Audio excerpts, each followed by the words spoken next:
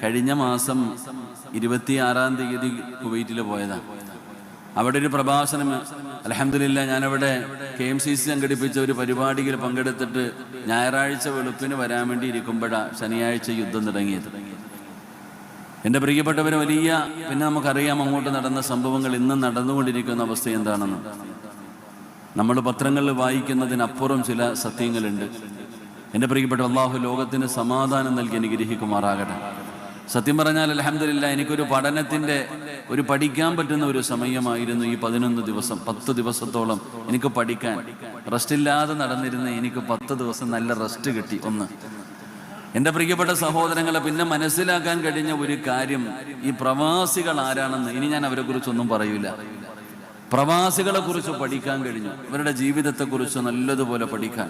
എത്ര പറഞ്ഞാലും നമ്മൾ ഈ സഹോദരിമാരൊക്കെ പഠിക്കണം ഭർത്താക്കന്മാരെ കുറിച്ച്. നിങ്ങൾക്കറിയില്ല, നിങ്ങളുടെ ഭർത്താക്കന്മാർ, നിങ്ങളുടെ മക്കളെ കുറിച്ച്, നിങ്ങളുടെ കൂടപ്പുറപ്പുകളെ കുറിച്ച് നിങ്ങൾ പഠിക്കാൻ തയ്യാറാകണം. പ്രവാസ ജീവിതം എന്താണെന്ന് അതറിഞ്ഞിരുന്നെങ്കിൽ കാസർഗോഡിന്റെ പരിസരത്തുള്ള എൻ്റെ സഹോദരിമാരൊക്കെ അള്ളാനെ തലകുത്തി കിടന്ന് സുജൂദ് നന്ദി രേഖപ്പെടുത്തിയേനെ.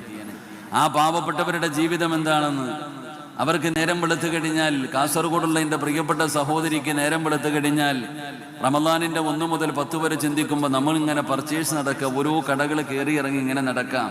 ഒരു ഗ്ലാസ്